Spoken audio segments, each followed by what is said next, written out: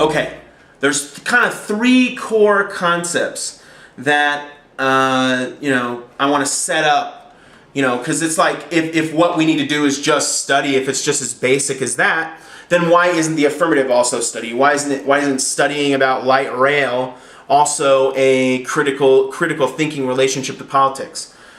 Well, three core Foucauldian concepts are gonna highlight what kind of a study Foucault is up to, sort of what sort of things our study ought to be on the lookout for. How do we criticize what the affirmative is using, the way they're learning about politics, and what sort of methodology are we up to, I think can be properly explained by three basic Foucauldian concepts if you want to use it in debate. All right, the three concepts are subjectivization. Ooh, that's an interesting K word. If you say subjectivization and you're able to explain it, I guarantee your opponents won't be able to deal with it. Concept 2, power relations. Sounds important. Part 3, concept 3, knowledge production. Knowledge/power, whatever. Okay. All right. So subjectivization.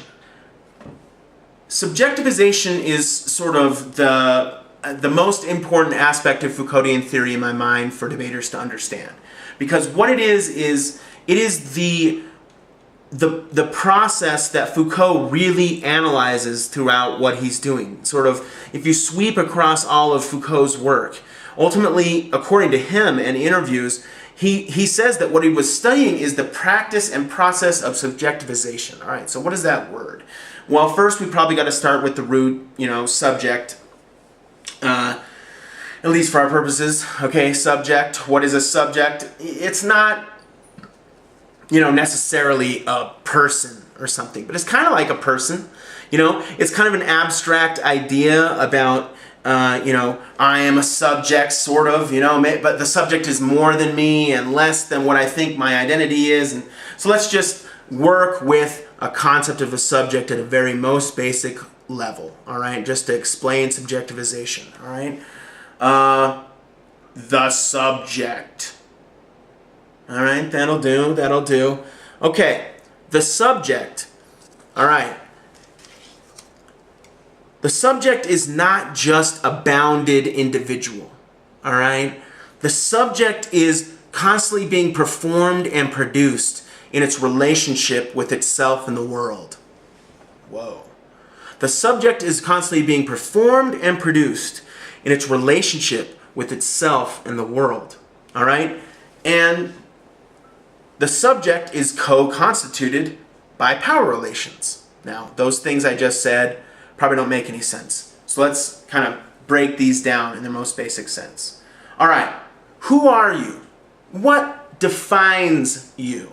If I asked you to explain, hey, I'm just going to imagine there's somebody in the class named Randy.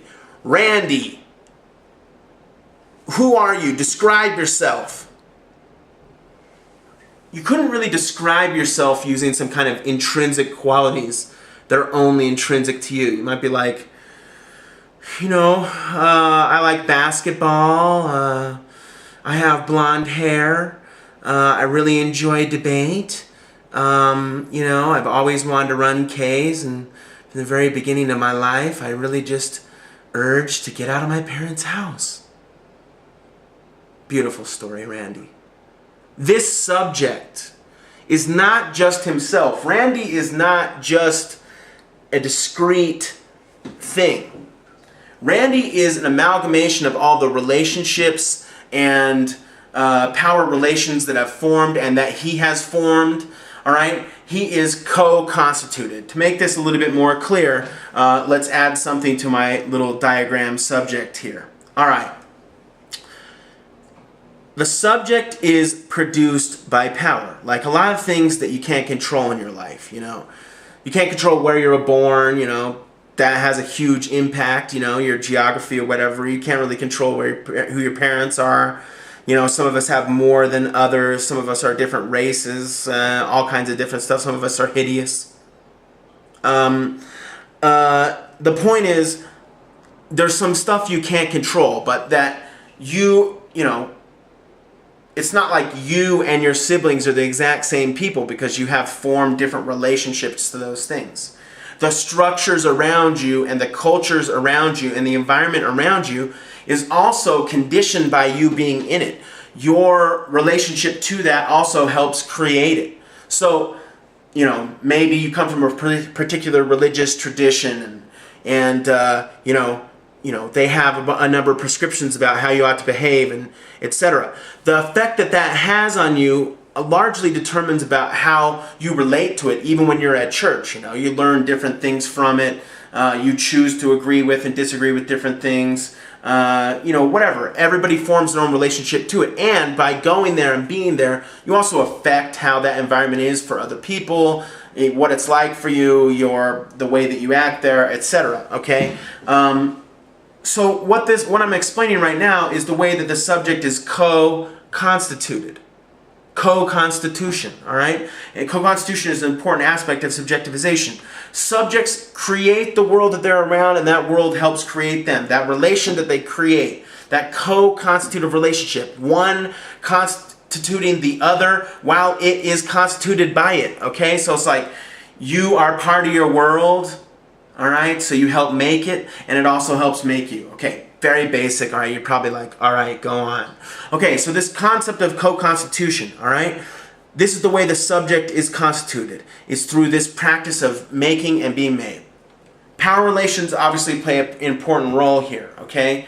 The authority figures that are around you, the forces that, you know, command and control you in a lot of cases, the things that are appealing to you, you know, the music that you like, the different stuff that you enjoy, the ways that you put yourself in a role for pleasure, pain, you know, authority, retribution, whatever. All of these things are relationships that you forge with the world. And power, you know, flows in that relational way.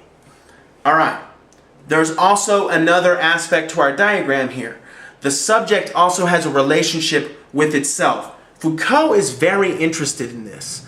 He likes to see how sort of like inputs come in, you know, the subject deals with them, they create a relationship with themselves. Sometimes this one is the most important and the strongest. The way that subjects discipline themselves is incredibly important for Foucault, you know. So, you know, he studies early Christian monks and sort of their methods of writing journals to themselves. Like, that's very intriguing to him, to see how this emerging ideology of Christianity created a relationship with the self. You know, what words were these people saying to themselves? I'm very intrigued by that. What practices of discipline were they doing on their own when no one else was watching, you know? The relationship one has to oneself is crucial to how the subject is constituted, okay?